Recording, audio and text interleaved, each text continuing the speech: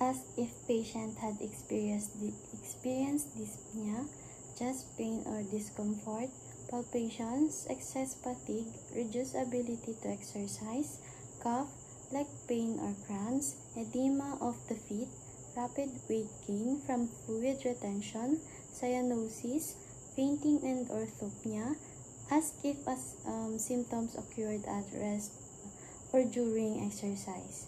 If patient report chest pain, determine onset, precipitating factors, quality, region, and severity, and whether the pain originated.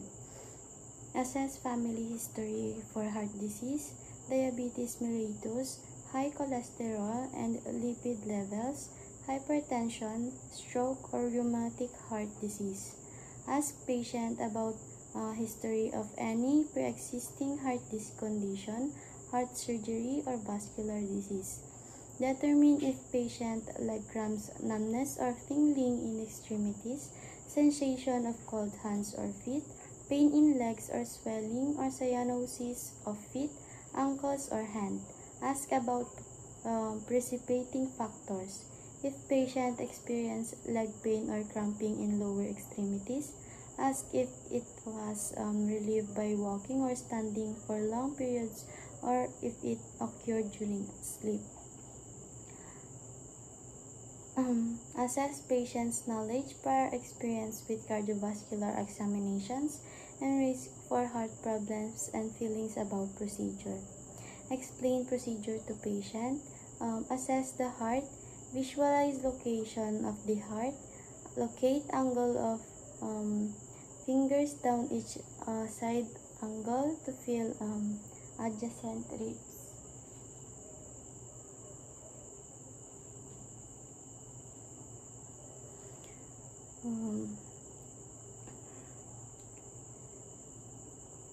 Identify the following anatomical landmarks: the aortic area, pulmonic area, second pulmonic area, tricuspid area, mitral area, and epigastric area. Stood to patient's right to inspect pericardium with patient supine. Note any visible pulsations or exaggerated lifts closely. Inspect area of apex. Stay in the same position. Palpate for pulsations at all anatomic landmarks. Locate PMI.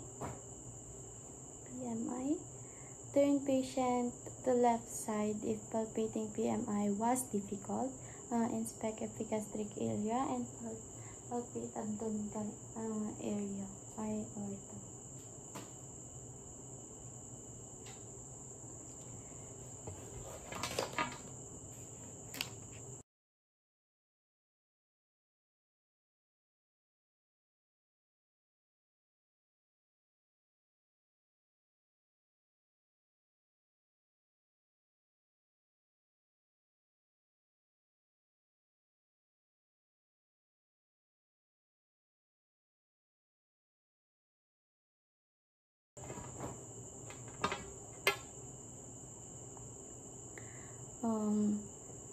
Had patient sit up and lean slightly for patient sit. Extend examination with patient in left lateral recumbent position. Assume that my patient is male. While ausculting sound at each anatomic landmark, ask patient not to speak but to breathe comfortably. Use light pressure for bell hinge stethoscope. Avoid jumping from one area to another. Do not try to hear all heart sounds at once. Begin at apex or PMI. Move systematically to aortic area, pulmonic area, Erb's point, tricuspid area, and mitral area. Begin with PMI. Move to systematically to aortic area, pulmonic area, tricuspid area, and mitral area. Listen for two S2 at each side. After both sounds was heard clearly as lub-dub, count each combination of S1 and S2 as a heartbeat. Count number of beats for 1 minute. Assess heart rhythm by noting time between S1 and S2 and then time between S2 and the next S1. Listen to full cycle at each auscultation area. Note regular intervals between each sequence of beat. Note a distinct pause between S1 and S2. Assess for pulse deficit when heart rate was irregular. Compare apical and radial pulses. Use stethoscope bell and listen for low pitch extra heart sounds. Use the bell for extra heart sound. Assess neck vessel. Had patient remain in sitting position to assess carotid arteries. Visualize position of artery. Inspect neck of both sides for obvious artery-radial pulsations. Palpate each carotid artery separately with index and middle finger. Index and middle fingers around medial edge of muscle. Carotid artery separately.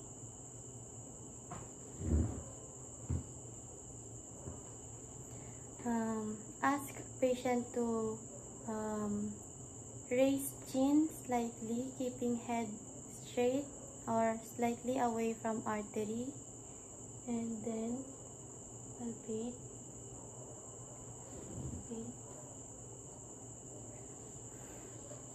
Place bell of stethoscope over each carotid artery, auscultating for blowing sound. Ask patient to exhale and hold breath for a few heartbeats so respiratory sounds did not interfere with auscultation. Use bell of stethoscope, each carotid artery. Ask patient not to speak.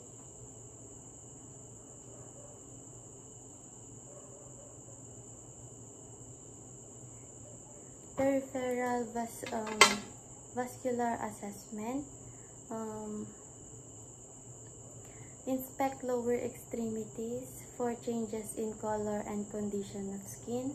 Note skin and nail texture, hair distribution, venous patterns, edema, and scars of impaired skin integrity. Palpate edematous areas.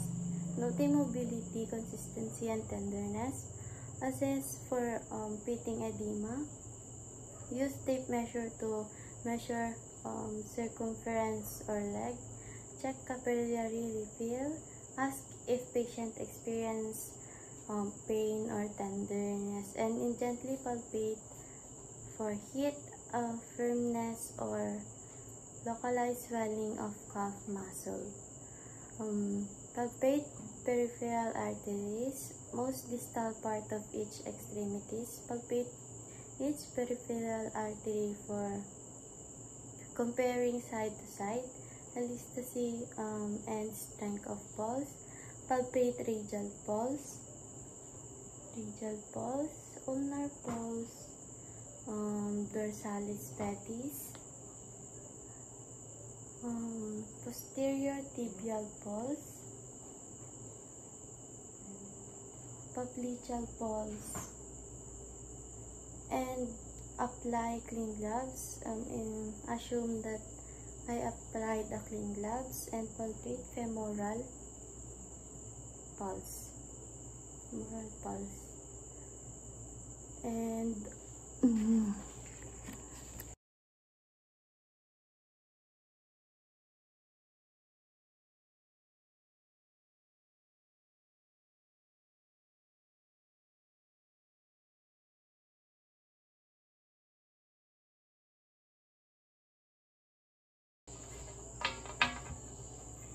if pulses were difficult to palpate or were not palpable, use a Doppler instrument over pulse site. Apply conducting gel to patient's skin over pulse site or onto transducer tip of probe. Turn Doppler on. Apply ultrasound probe to skin, changing Doppler angle until pulsation. Wipe off gel from patient and Doppler. For the evaluation, compare findings with normal assessment characteristics or previous assessment of heart and vascular system. If heart sounds were not audible or pulse were not palpable, ask another nurse to confirm assessment. For documentation, document quality, intensity, rate, and rhythm of heart sounds, and quality and strength of peripheral pulses. Document additional cardiac output findings, jugular vein distension, and condition of extremities.